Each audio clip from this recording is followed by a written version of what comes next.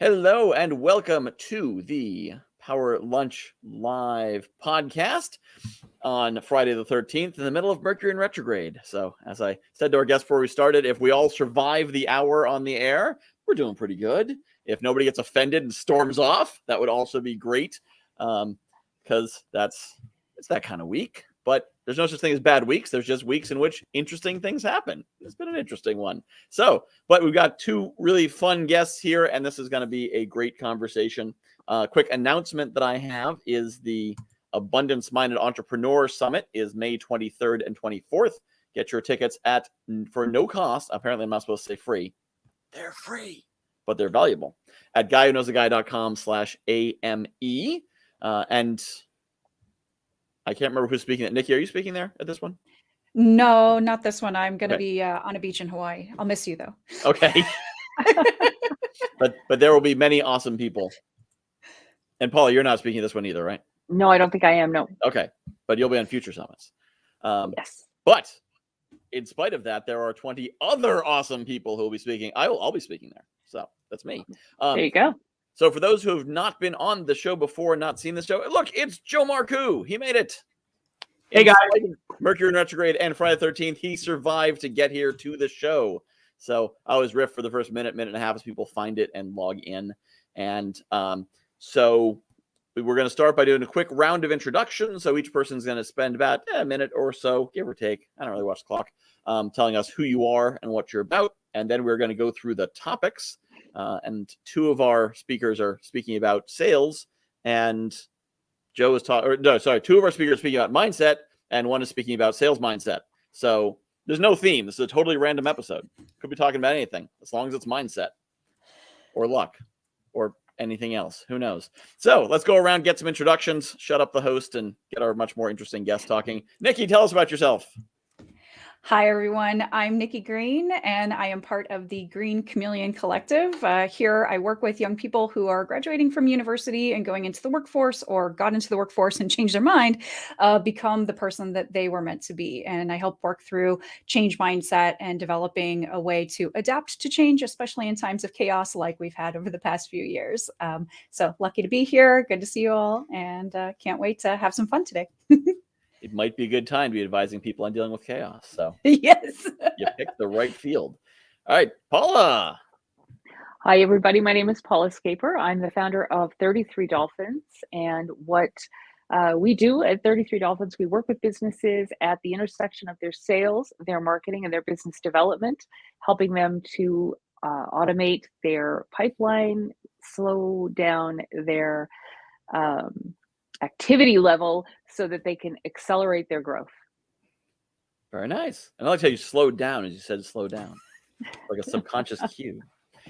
And Joe Marcoux, the sales sensei. Hey, everybody. It's Joe Marcoux, the sales sensei. I'm the founder of the SOS, the Sales Objection System Dojo. It's an online space where people meet week after week in groups of 8 to 10, where we practice the high income skill of handling objections. So we help online coaches double their conversion in 22 days or less, or your money back, with the skill of mastering handling objections. Very good. All right. And so the next step in the process is that we're going to introduce topics. So each of you has sent me a topic or a bunch of topics, which I picked one at random. You're certainly welcome to adjust your topic as you go. But our first introduction, so you got to talk for 2, 3, 4 minutes, whatever, about the topic, and then we'll open it up to a broader conversation. And the first one we have on the list here is Joe. So put it back to that format. So Joe talks about handling objections and the mindset of sales. You know, one of the things that I think everybody can appreciate is there's some people that don't like the idea of sales. And the reason for that is that they feel this emotional response when somebody says, "Oh my God, that's expensive. I can't afford that." Yeah. You know what? I'm gonna think about it. I'm gonna go speak with my wife about this. Is that your best price? What kind of deal can you give me? And all of these scenarios come up. And here's the reality of it, right? Mindset obviously plays a huge part of this. And when we're handling an objection, it's our emotional response that gets in the way. When emotions go up, intelligence goes down. So people panic. So, wow, that's expensive. And here's the rub. If you ask anybody, do you believe in what you offer? Do you believe in your program? Do you believe in your product? Do you believe in your service? Everybody says, well, yes, 100% I do. I believe in it wholeheartedly. So that when somebody turns around and says, well, I can't afford that, I'm going to think about it, I'll get back to you, they feel rejected. They don't know what to say. And then the other big thing is because they're focused so much on the words to say, they forget that 38% of the way we communicate is our tone of voice. 55% of the way we communicate is our body language. And so everybody's so focused on what's the script? And you know what? The script doesn't matter. What matters is your own belief in your product and service. That's the rub. That's the trap. Your belief in your product and service when somebody gives you an objection feels like a rejection. And unless you build up the tolerance or the emotional resilience, which is what we practice within the dojo, where we literally put it through the repetition, unless you build that up, then you're unfortunately going to be at a loss. And so we want to help people build up that emotional resilience so you get better conversions. And that comes through what?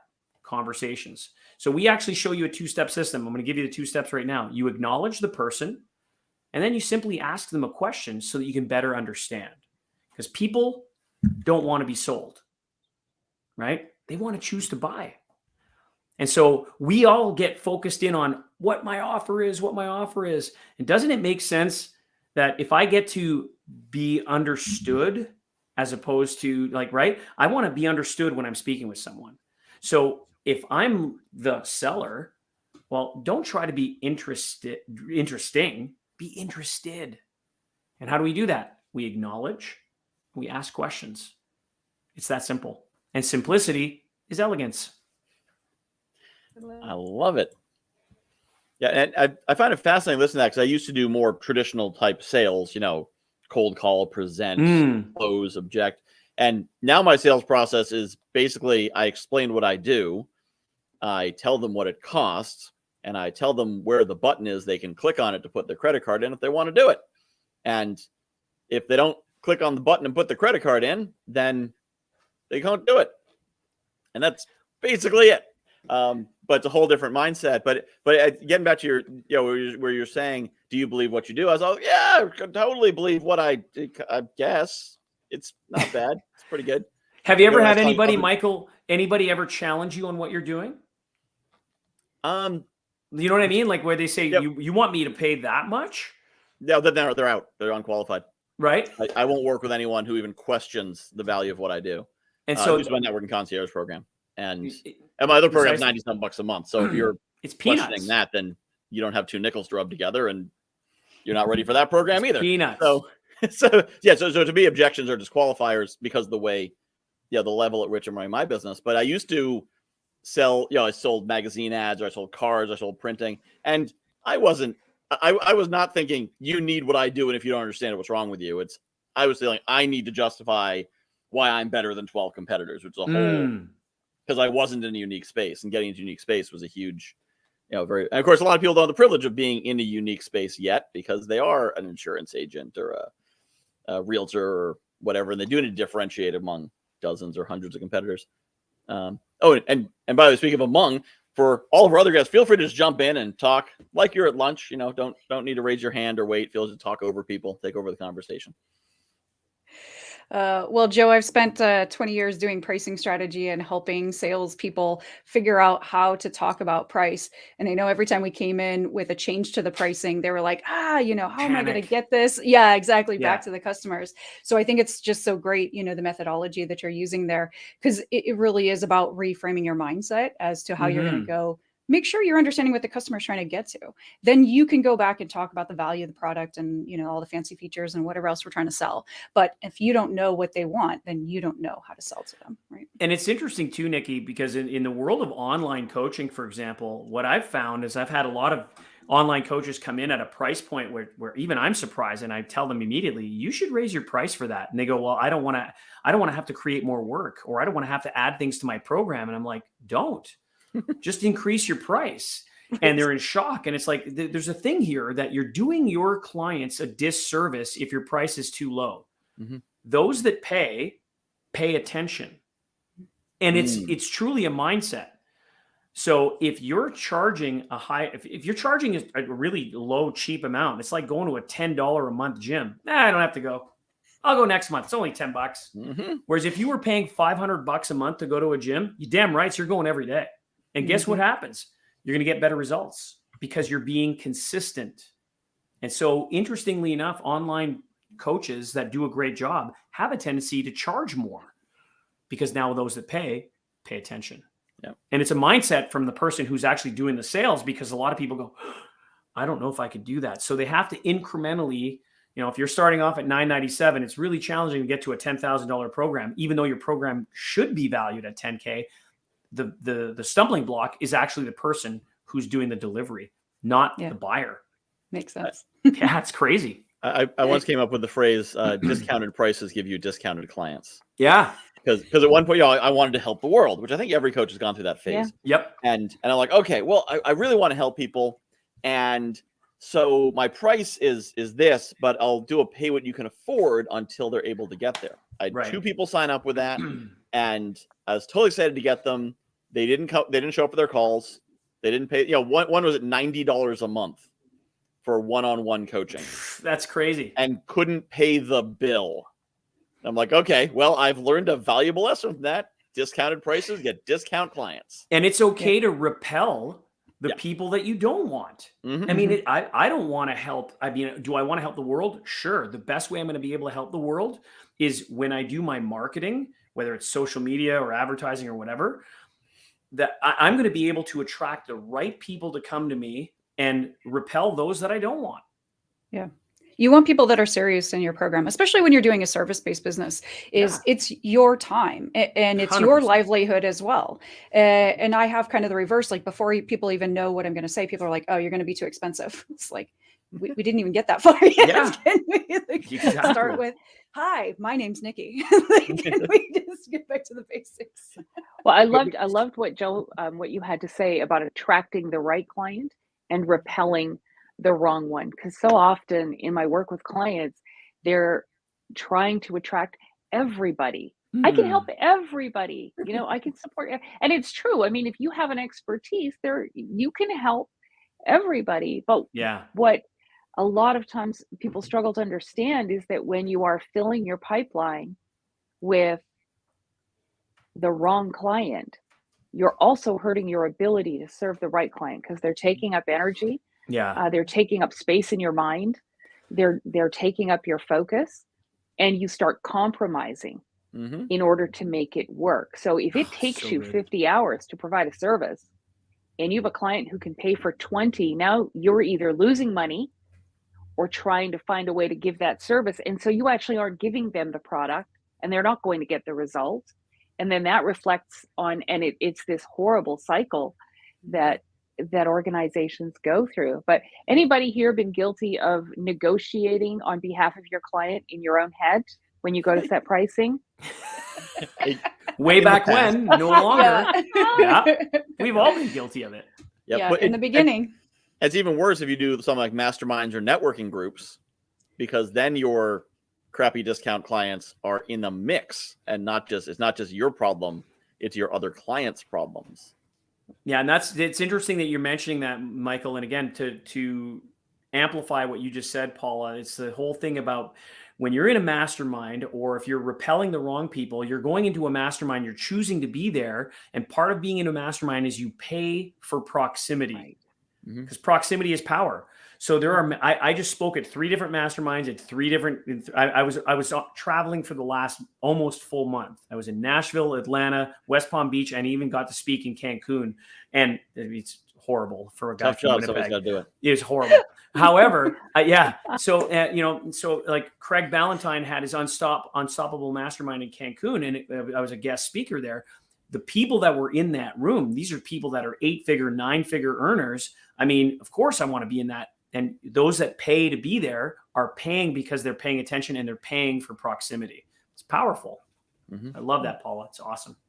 It's something that, we don't think about whenever we're doing a group program like that, is that who you put in that room is as important to everyone else in the room as we are as the person at the front of the room facilitating the event. In my paid business life, I work with corporations and B2B companies, but I also volunteer with a few women's groups mentoring women business owners. And you really see that in some of those groups where if you put a new business in a room with people who have 10 employees and they've had 15 years in business, somebody's not getting what they need. I liken it to putting Serena Williams on a tennis court with the kindergartners. The reality is Serena's game's not getting better, it's getting worse. Yeah. And so she doesn't want to be there, right? And the kindergartners are just done. And so everybody's experience hurts. I think it's really important as a professional to make sure that you are dealing with people at the level where they're at, but you're also putting them in the right place as a trainer and as a mentor so that they're getting value from the room that they're in. Yeah, and what Michael said as well is like the whole value of being in a mastermind. I mean, I love being the person who I am definitely not the most intelligent or smartest person in the room when I'm in a unstoppable mastermind where it's like all these, like, it's like, oh yeah, I need to learn from these people. And half the things they're saying are going over my head. It's like, yeah, I need to be here. Right. It's not like it's a science convention. I'm talking, this is business, this is networking, and I'm loving it. And half of it, and I feel scared, like where I feel this level of fear of like, how is it that I don't know this stuff? And it's great. It's great. And that's the power of it, Paul. I totally agree with you. Mm-hmm. Yeah, it happens to people too in marketing.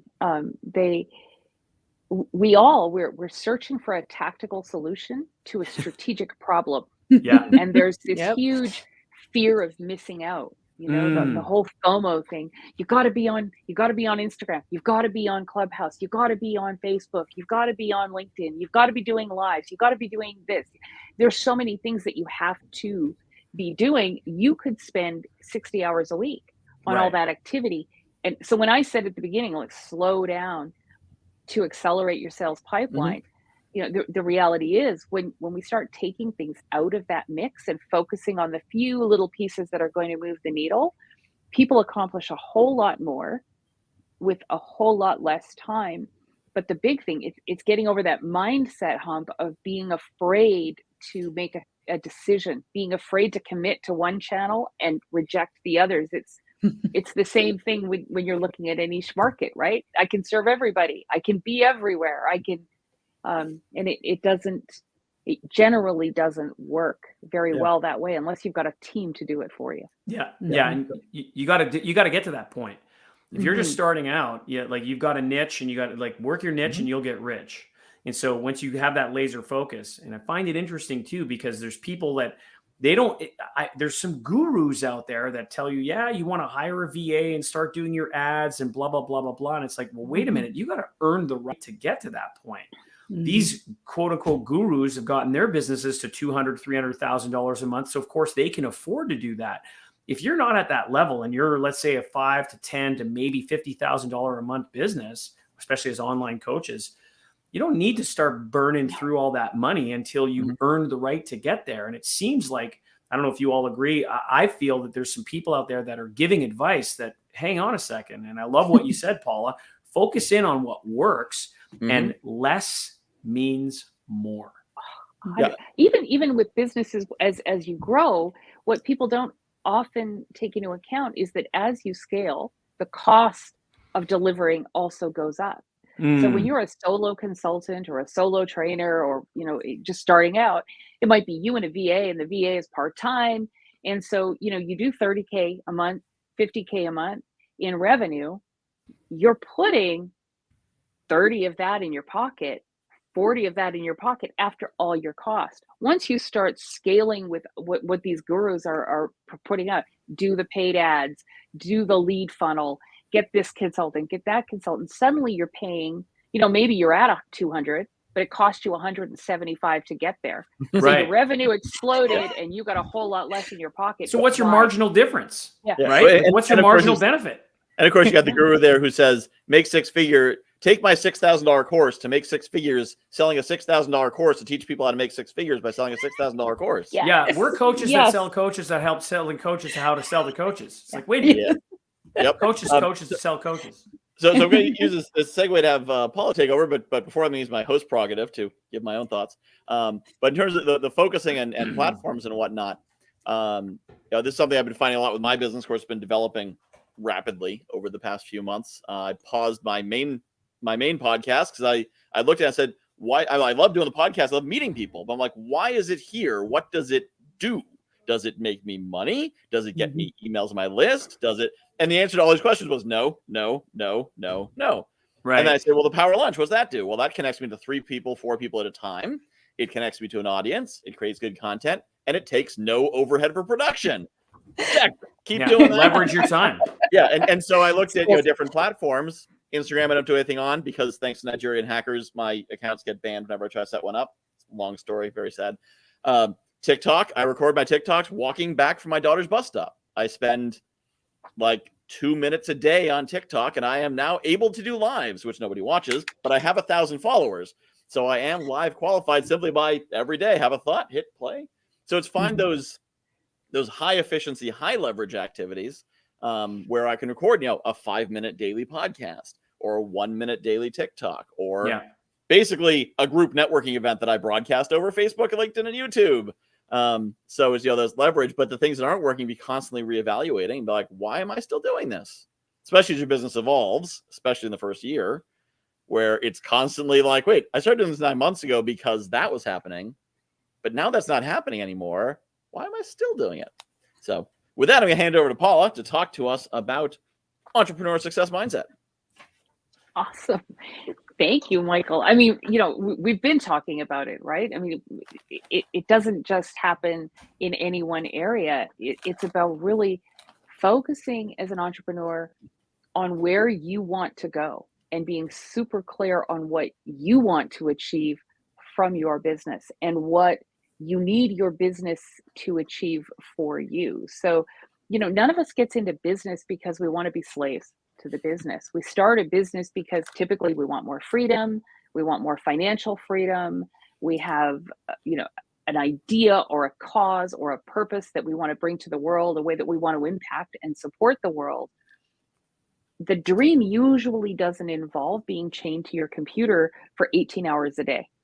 But what happens is we come into the business and we have this employee mindset, right? That we have to do this work. And unfortunately, I think a lot of our media and our hustle culture has really done a disservice to entrepreneurship and to entrepreneurs, because we keep telling people, work harder, do more.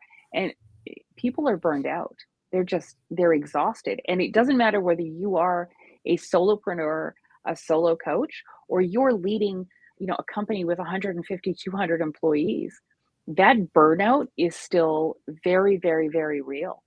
And so a lot of what we do is really looking at who is the audience. Michael, you talked about what is the podcast doing for me? It's who's my audience? Where are they showing up? And what do they need to hear? Because as an entrepreneur, it has to be less about you in terms of the conversation that you're having and more about what your customer needs from you, what your client needs from you.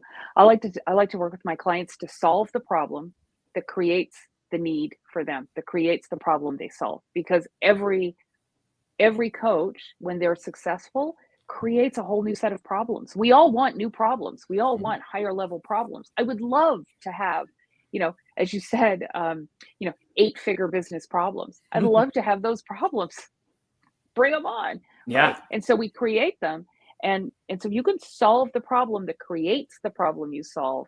You will create this flow of clients that are coming through because you've actually you've created need, not just demand, but need for the issues that you solve. The other thing, in terms of success mindset, a lot of what we go into with marketing in particular is we go into it. We've been told to go into it with this. Every marketing activity has a direct line result on revenue, right? That's what the tactical solution says. pay me $6,000 a month, $8,000 a month, and I'll go prospect for you on LinkedIn, and the money's going to come flowing in. Sure. Magically. I'll get you 20,000 followers on Instagram. And money's going to come flowing in. Yeah. Pay me $30,000 a year for my inbound marketing platform and hire a trained monkey, and the money's going to come flowing in. But how many people here recently saw an Instagram post and ran out and bought a 5-figure business service from an Instagram post? We don't do it. Yeah. We need to know people. We need to get to trust people. So we have to build that recognized respect and relevance into our communication, and we have to be doing it in the right way. You don't go into an engineering conference and start pitching them on graphic design. It's not what they're doing. It's not relevant to their needs. So that's all part of it. Has anybody heard the statistic? And again, we know that 67% of all statistics are made up on the spot. That's a joke. However, I was at this mastermind 3 weeks ago. It was called the Fitness Business Breakthrough from Vince Del Monte. And I spoke right after a guy by the name of Bedros Keuilian, who you guys might know, who's the founder of Fit Body Bootcamp. It's like 700 franchises and growing.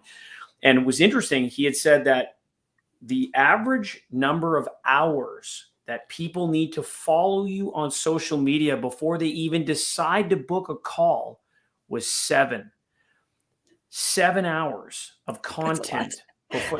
So Michael, that's 420 TikToks, man, at a minute each. Good luck, bro. Or 7 Power Lunch podcasts. Exactly. I mean? We can cut it in half. It's a lot of work. Yeah. It's a lot of work. Mm-hmm. Yeah. So the idea of exactly what you said, Paula, looking at one Instagram reel and saying, yeah, I'm going to buy that $5,000 program. It's not going to happen. So the nurturing process of somebody who decides to follow you on your Instagram or YouTube or TikTok or LinkedIn, that's one thing. They're following you. Then the question is, when do they unfollow you if your content isn't good? And so you've got to maintain their eyes, because they may be following 10,000 other people. That means they'll never see you unless they really love your content. And then eventually they'll take the step of, I think I'm going to book a call.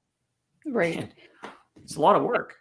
And I think it's being tied to those goals, right? It's like, what's actually going to drive the revenue? What's actually going to bring the clients in? The marketing is necessary, but I think that's where Paula specializes too, right? Is bringing those things all front and center. And it was funny as you guys were talking about this, because I have a Post-it that it literally sits on my screen every day that says, what am I not doing that I need to do to get these results?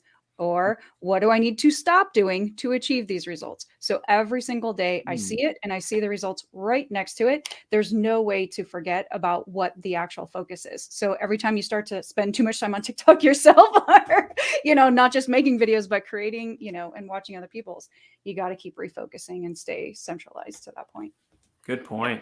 Well, I think Paula reminded me of, talking about how you need to get people like you and create that engagement and whatnot.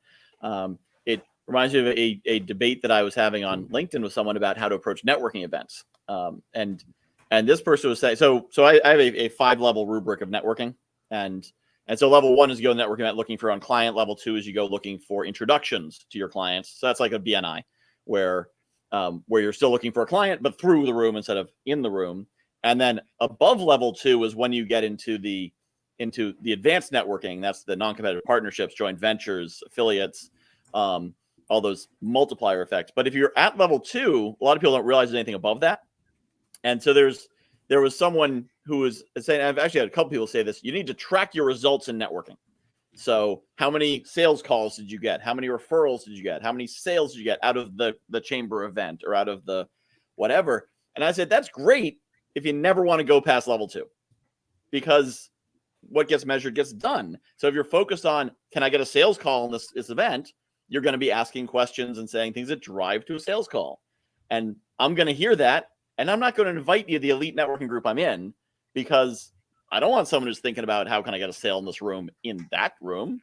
You're never going to hear about the room. So you don't realize you're missing out, because no one's going to be like, there's a great event, but I'm not going to invite you to it because your questions suck.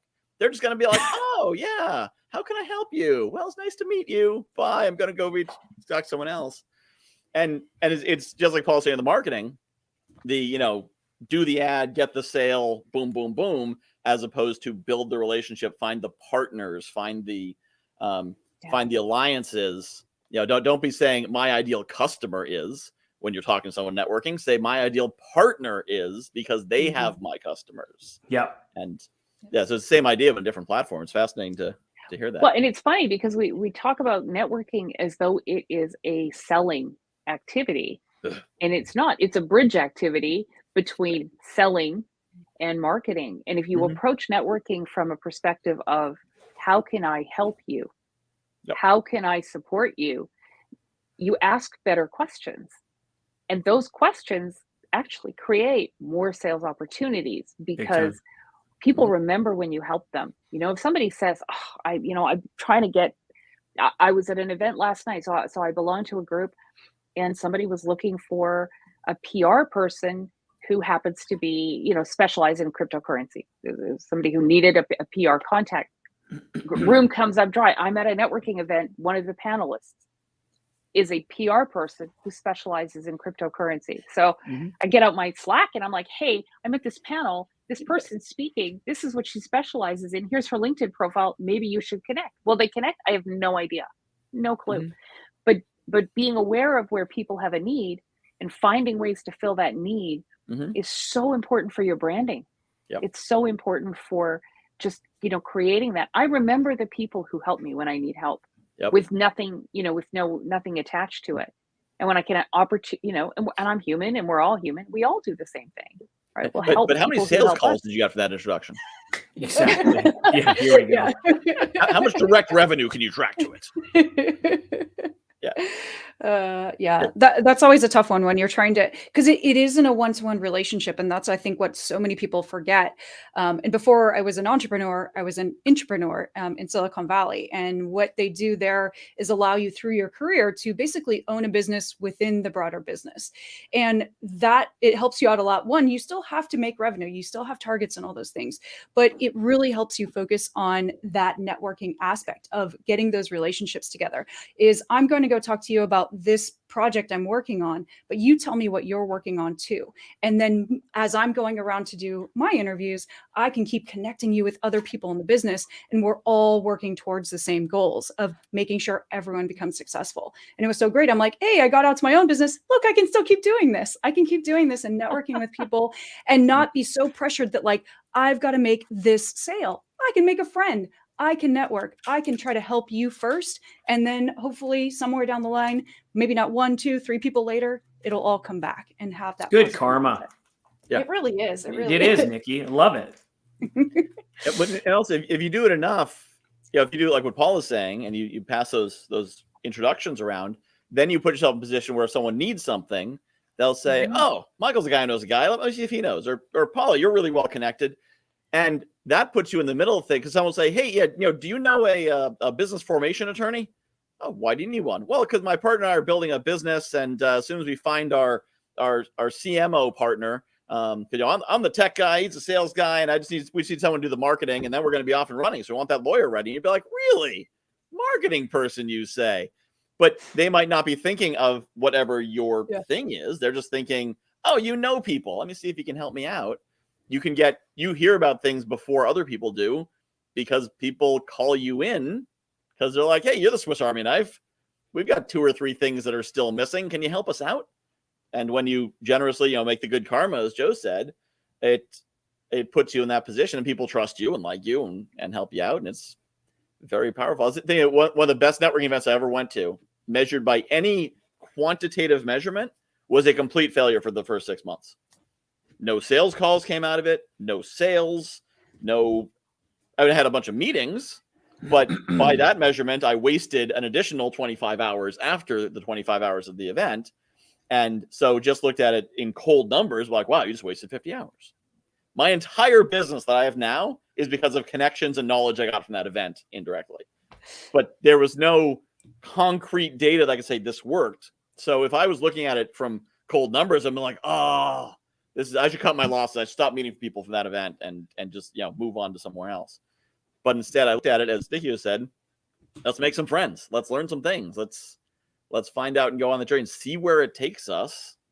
And then Yeah, and there's a lot of people who I had no right to take their time. Like, they were way too successful, just give me their time and advice for free, but they did. And I think it's because I had that vibe of I want to help you if I can, how I can.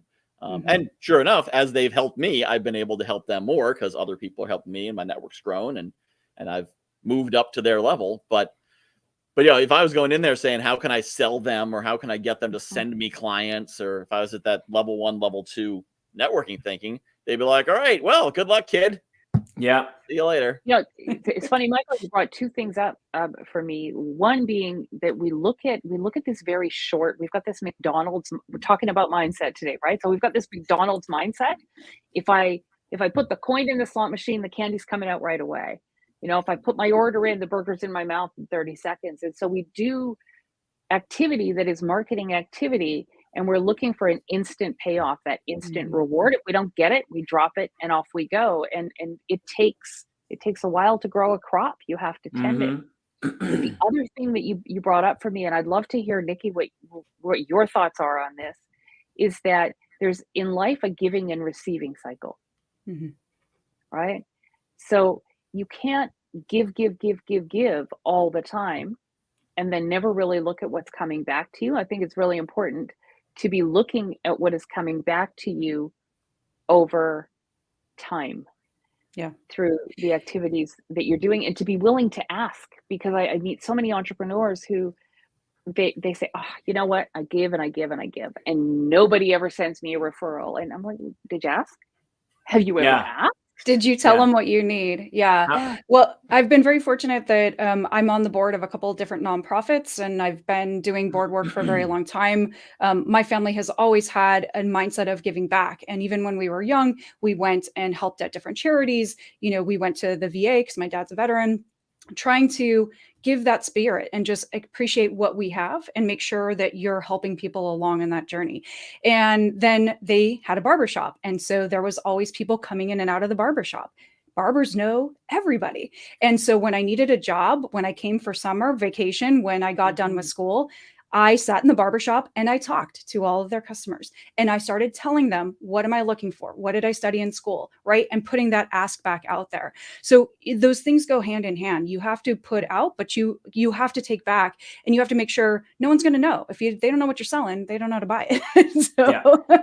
You know, Nikki, in both of you, everybody's brought up some great points on this, and the whole idea of giving. And there's a lot of people that are in business that they're martyrs. And what I mean by that is, like you just said, Paula, they give and they give and they give. One of my mentors says, you know, you give out and you give out and you give out until you just give out. And the problem with that is that if you don't because there has to be a certain level of reciprocity within the process. The question here is, what's my expectation? And the same mentor, by the way, Michael, he says an expectation is a resentment in hiding. So if my expectation is way too high in terms of I'm going to be a part of this group, and then I'm going to get a whole bunch of referrals like today. It's like, hang on a second here. And so absolutely right, Nikki. It's like, we going in, and I love the fact that you're involved in charity, because that just says a lot about you, right? And going into charity shouldn't be, I'm going to get this in return. It's just giving for the sake of giving. And yet understanding that if it's business, that, eventually there has to be a certain level of reciprocity. What that looks like in terms of the expectation, that's where we have to manage. Yeah. And you can help those there. And the very first board I served on, I've said, I learned more about myself and what I needed in life from that program. And I'm helping young kids. And it was such a strange thing. It was like I was relearning lessons that you forget. All of a sudden you go and start adulting and you think like, I've got to be mature. I got to do this by myself. I'm just going to pull everything in. That's not really the way it works. When you're young, you're just so much more friendly and open and vulnerable. But that's how you accept that learning. You tell people, oh, I don't understand this. I need help, right? And we forget those very common words that all of a sudden we're trying to put the shield up that like we're somebody that we're not. We're Instagram perfect, right? Yeah. And comparison syndrome. Exactly. And until you really let people in and you're vulnerable in it, it's not going to get any better, right? When does adulting actually happen? Because I need to get there. I mean, I swear to God, I've turned into more of a child and an adolescent, just having ridiculous fun. Thanks to TikTok, by the way. I am like literally the shield is gone. Like that's it. I'm just gonna give people like the real me, and it's like, wow, this guy's a kook. Yeah, Well, I like to have fun. It's the millennials were passing around they're the geriatric millennial now because they're hitting 40, and I said, well, I'm a juvenile Gen X. I'm regressing. So if you want to be a juvenile Gen X with me, we're going to keep dancing on TikTok, having a good time, making friends through networking, and building good businesses. So I was talking about my some of my Mercury in retrograde experiences, and I discovered I suppose a few other things. The one of the key differences between the entrepreneurial mindset and the corporate mindset in terms of honesty, and with that, things like mental health.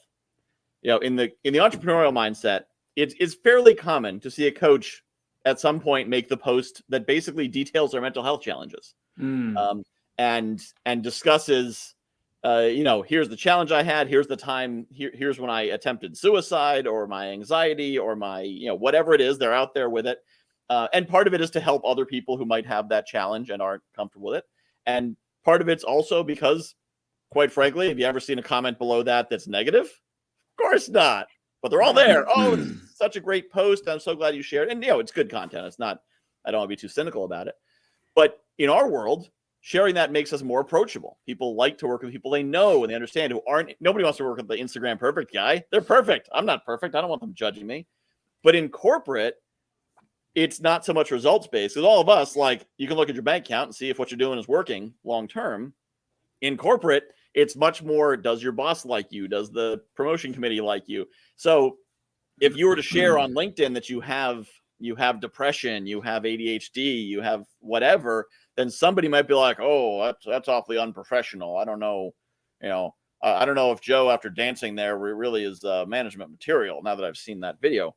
And there was someone who was in the entrepreneurial space, but recently in the corporate space, who made a post about the mental, her own mental health challenges. And I kind of made a flippant comment about it, thinking like, okay, yeah, she's out there, but she's already out there, not realizing she still had the corporate mindset, the mindset of this is a risk and this is dangerous, which means, as I think about it, like, oh, most people, at least most Americans and probably Western Europeans, are still in that mindset of, I need to hide, I need to have the walls up and the shields up, and I can't be honest. And so when they do something like maybe a TikTok where they're dancing, it's almost that excuse to let go. Well, I'm on TikTok, so it doesn't count as TikTok. Over here, Or, I think that's why like the Rocky Horror Picture Show is so popular among like frat boys, because it's a chance to cut loose. It's like, oh, but that was Rocky. That's just what you do there. I'm not like that. That's why getting drunk's so popular. Oh, that wasn't me. That was the beer. No, that was you. The beer was your excuse. It was an amplifier. Yeah, but in our world, we are big on authenticity, but I am sometimes reminded our entrepreneurial world is not the whole world, sadly. Well, and I think too, it's important for people, consultants and contractors as well. You got to really know your audience. If your audience is bankers or, litigation lawyers, or that level of transparency may not be conducive to growing your business, right? It's really important to know who your audience is and how much authenticity they are comfortable with. Knowing your brand. Totally. Knowing your brand. Like each of us, we are the content. And both Nikki and Paula, you've mentioned it, well, Michael as well. It's like the people will buy off of who they know and they like and they trust. Well, if that 7 hours of content includes something about your personal life, people want to get to know us all better. So if it's just about the product or the service that we're offering, it's only going to go so far. And so exactly right. If you're dealing with bankers, then, you might offer something about your personal life that's within context of that. And going back to what we had discussed, close to 40 minutes ago, which was who do we repel? Like I don't deal in the banking industry. I'm okay with repelling those folks. Totally okay with it. And so I will be a little bit more, there's the 4 tenets of our business is make a difference, have fun, keep growing, and get paid. So, having fun is a really big deal for us. We enjoy a lot of laughter. So if in that context, if we're being silly, we're all having fun and we're still growing and getting paid in that context, it works for us. So I love what you're mentioning there, because it's exactly right. It comes back to who do we repel as well as who's our avatar. And there's actually an event I'm running along those lines. This one Nikki is speaking at, which is the Entrepreneurial Summit, which we came up with like a year ago. And actually, I checked out. I think the event that we came up with it at was almost exactly a year before the date we ended up picking for it.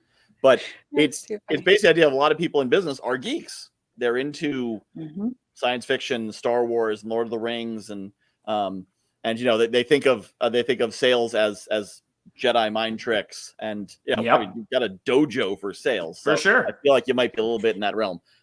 Trust me, I could be like Smeagol. Yeah, no problem, man. I'm as nerdy as they come. Yeah. Actually, some of the swipe copy I wrote something about like if you have a TARDIS in your office, if you have a TARDIS, a sword, a spaceship, or a dragon in your office, then you need to come to this event. I got stuff on my wall here. I got to go get. Okay. Yep. But that's the thing is as I create that event, because there's some people who would be like, I don't know about that, and other people are like, oh my god, business stuff and geeky stuff at the same time. I need to learn business stuff anyway. Might as well get the geeky stuff. Like my accountant is all like tattooed and freaky looking and super awesome geeky. But like, I would much rather work with her than a regular accountant. Whereas other people would look at an accountant like that and be like, "Are you able to do math with all those tattoos?" Because math and tattoos they don't go together or something. But to me, like that's how you cheat on your quiz. It's all tattooed on. I know a very successful bookkeeper who, again, with the tattoos and the blue hair and the whole thing, because for the right, especially the entrepreneurs who hire a bookkeeper. They look at her and they're like, yeah, that's my kind of person. Whereas they look at the guy in the 3-piece suit and the shirt and maybe they're not comfortable going to that guy, because that guy's gonna be like, all right, well, tell me about your profit and loss statement. And they'd be like, a profit and I have some losses. I don't know if that's profit. Everybody needs to know what a P&L is. Come on. But yeah, it's about finding that, and yeah, I can see how like with corporate attorneys, it's a certain look you don't want, but there's a surprising number of seemingly uptight fields that can do well if they can stand out and be something a little more unique and not just another suit.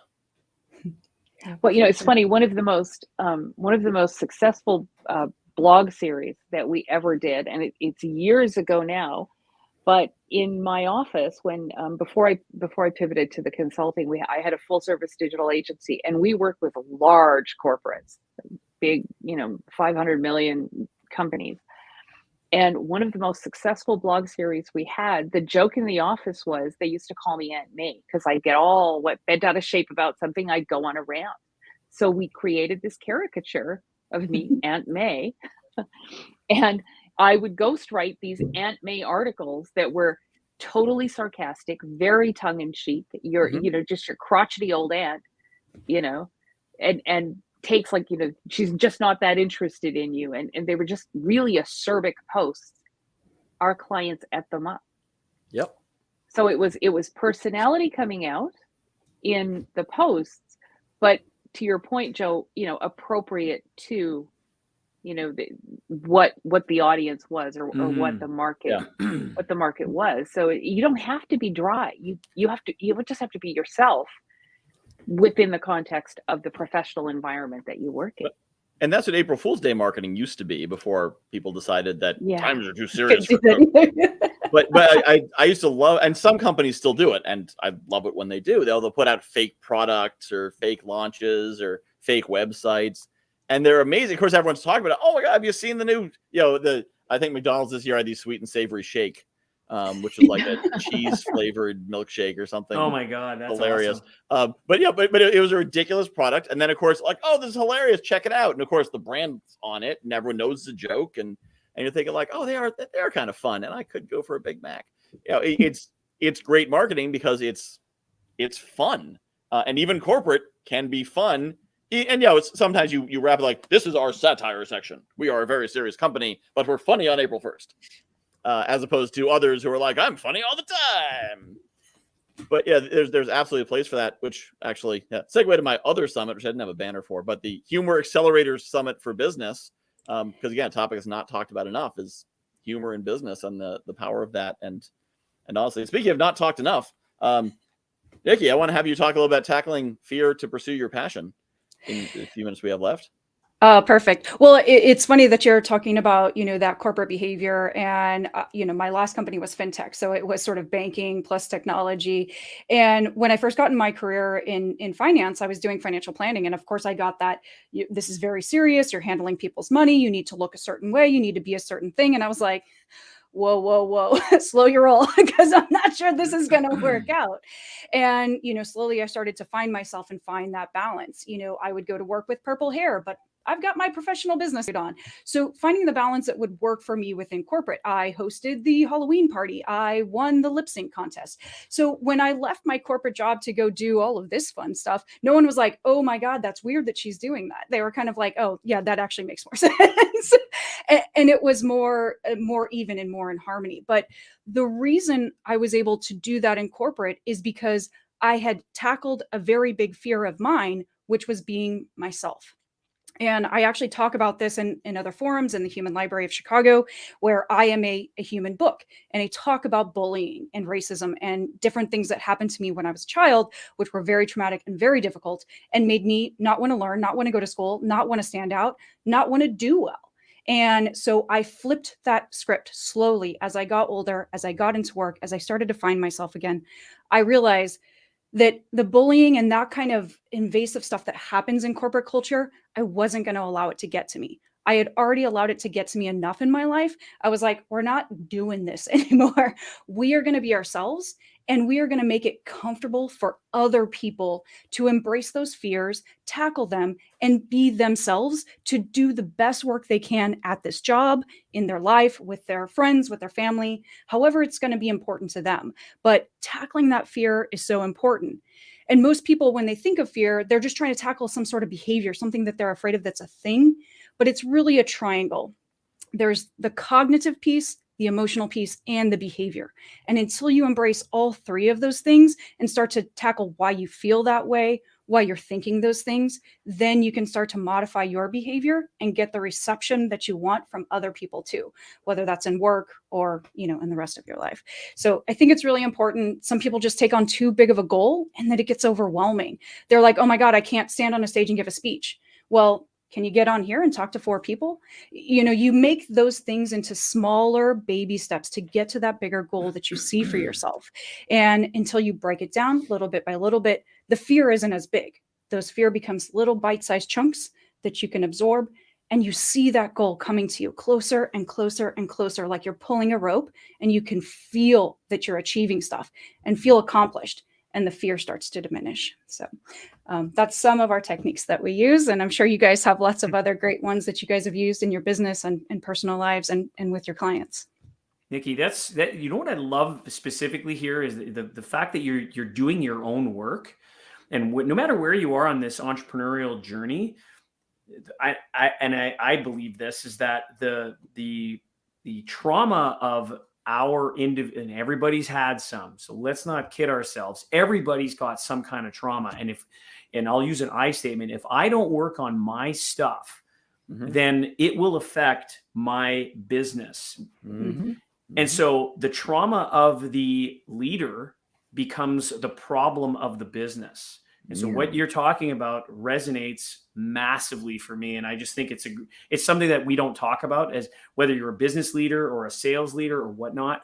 I mean, to say, yeah, I went and talked to a pro. I went and talked to a therapist. I went and spoke to someone who helped me get through this, because what that does when we deal with our own stuff is it's going to help us grow our enterprise. So yeah, Nikki, you're on fire. Love it. Yeah. When you mentioned the scary goals, when I published the magazine, my manager trying to get me, set an audacious goal. And the problem is I had a limiting belief income ceiling, which I'm still working on. And the way to get around the income ceiling is don't know what your income is. If you don't know how much you're making, you can't be worried you're hitting it. And so so how much money do you want to make this year? I'm like, shut up. It's like, well, if you make the sale, you're gonna stop talking. What's your goal? Well, I'm gonna make a phone call. Then what? Then I'm gonna make another phone call. What comes after that? Another phone call. So it was very much that like set the environment, set the time and the plan, and have the stack of leads, and make a call followed by a call followed by a call followed by a call. And so there was no fear and overwhelm in that, because I can make a call and I could make a second call. And if you can make 2 calls, you can make 200 calls, because it's just you're doing each one gets easier. Yeah, exactly. But they kept trying to push goals on me. What's your goal? You got to get inspired, and you got to because of the trauma, as Joe said. I think it's probably the best way to put it is that the bigger I thought, the more I'm like, but that's a lie, and we all know it. I'm gonna make $100,000 a year. Yeah, funny guy. Yeah, what are you really gonna do? Yeah. Do you know what? That's actually a really true psychological reality, Michael. Is that we're told, what's your big audacious goal? What are you gonna do this year? And there's this, make it bigger, make it bigger, make it bigger.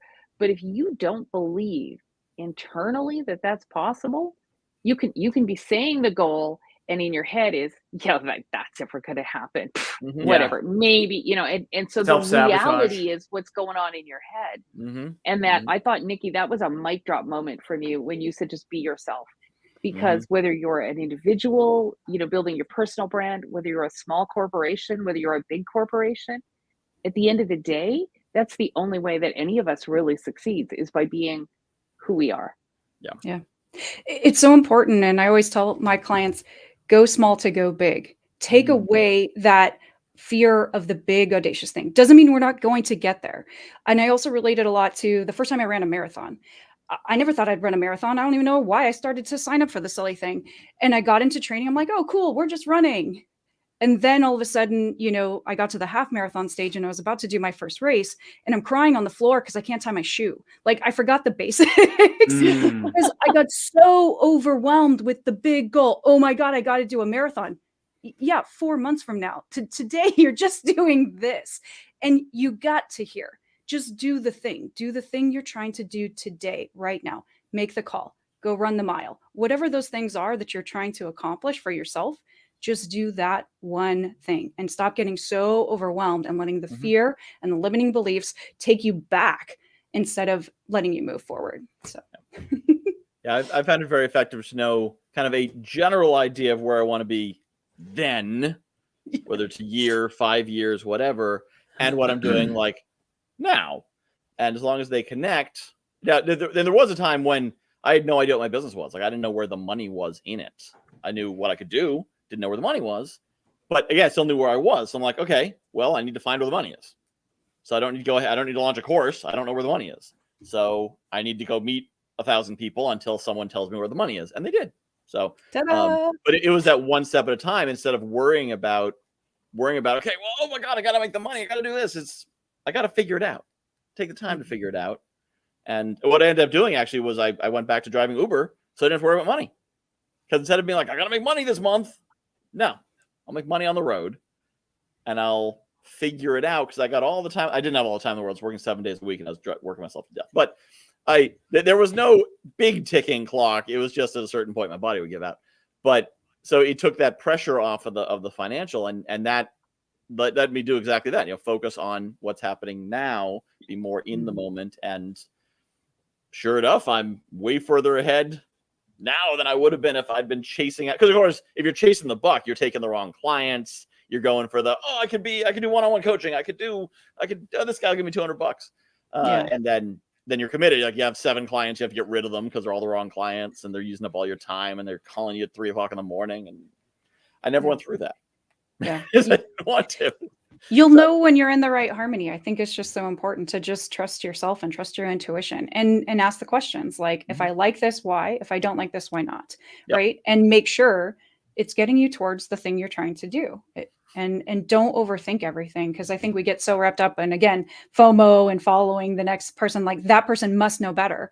You actually know pretty well about yourself if you just listen to, what you really have going on inside. Yep. It's so easy to get caught up in that like you had mentioned earlier, Nikki, that Instagram, perfection that's out there. And the fact of the matter is, it's not real.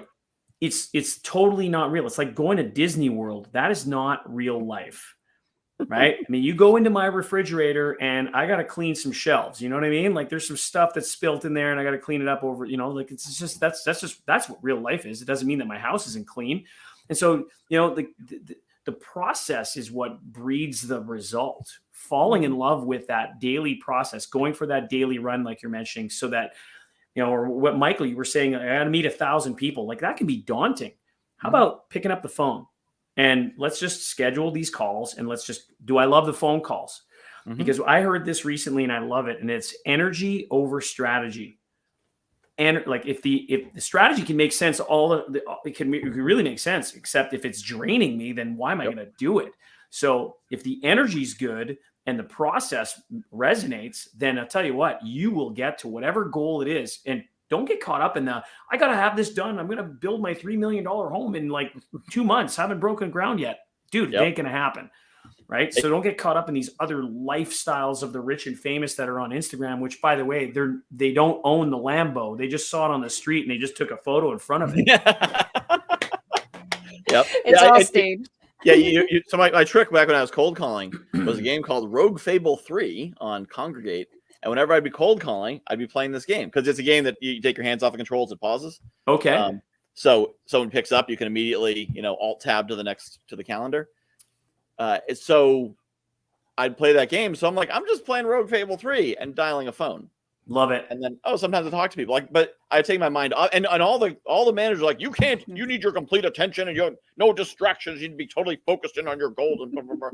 And either that or I'd gamify it and I'd be like, can I make $55,000 an hour? I'd be right. Nice. But if I was just focusing, I tried sometimes focusing on the calls and I'd be like, oh my God, how many calls I made? 4. It's over yet. Yeah. I'm so exhausted. It must be 5. Yeah. So I am not exhausted in this. This is awesome, but it is 3:04 Eastern time, which means we are past the end of the hour and it is time to wrap up. So we'll have everyone's final comments, and then I'll invite you all to my summits. And so, Nikki, your final comments, thoughts, invitations, whatever you got. It's just been wonderful being here. As always, Michael, I love connecting with you and connecting with the audience. If anyone wants to also join me on my podcast, Stand Up and Stand Out, where we talk about a lot of different things about careers, being entrepreneurs, being students, being people, join me there. And you can even catch Michael on one of the episodes. All right. And Paula. Just be yourself and focus on where your audience is. I think that is the most important thing when you're looking to grow your brand. And if you'd like to connect with me, you can find me at 33dolphins.com or look me up on LinkedIn. It's a pretty unusual name. I'm not hard to find. And Joe. At the end of the day, it's a question of enjoying the process. And so if you want to practice handling objections and come in for a free session in one of our multiple groups that we have every week, just go to sosdojo.com and just say, yeah, I want to try this out. Come and visit. It's a lot of fun and we'll take things from there. And by the way, if you do have a podcast, Nikki, I'm in. I'd love to be a guest. Come on down. All You're right. the next contestant. And that sounds like I've now built my business around not needing to handle objections or that kind of sales, but your dojo sounds super fun. It's a riot. Yeah. Just come in for fun. Meet a lot of good people in there too. It's great. Yeah. Back when I sold cars, I always enjoyed like having someone at the table. The waiting, the working till 8 o'clock at night, the working Saturdays, that wasn't fun. The deal making, the actual sport of sales. It's a sport. Loved it. Yeah. Yeah. So you sweat more in training, so you bleed less in battle. That's, Yep. Absolutely. I like it. All right. And so, as I mentioned, I do have a few summits coming up. So if you like these folks, I believe Nikki's on 2 of the upcoming summits. And Two for the Joe price of none. And Joe and Paul, if you're not Joe, you were at the Great Experiment, right? Yeah, I was. Yeah, Okay. that was a lot of fun. Yep. But so we have the Abundance Minded Entrepreneur Summit, which is May 23rd and 24th.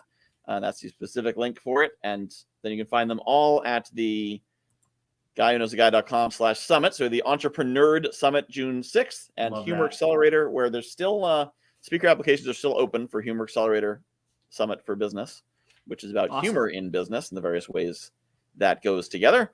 And you go to guywhoknowsaguy.com/summits, because I've already set, I'm going to look at my whiteboard over here. Let's see. We have the next Abundance Minded Entrepreneur set is going to be in August, and then the next Entrepreneured. And I should mention that the first Entrepreneur is Entrepreneured episode 4, a new summit, followed by episode 5, A the new Summit hope. Strikes Back. Episode All right. 4. That is so perfect. I get it. And I'm so I'm sure there'll be excited. no problem in my records in the future where I have my summits numbered 4, 5, 6, 1, 2, 3, 7, 8, 9. Yeah, you're gonna have to do the exact same way that they released them. It'll only make Oh, sense yep. that way. It's the Holy Yes, so I'm now Trilogy. committed to 9 Entrepreneur Summits, so it'll be good. That's All right. awesome. Well, I'm going to let people go off the air, and but stick around for a second. But those of you at home, thanks for coming.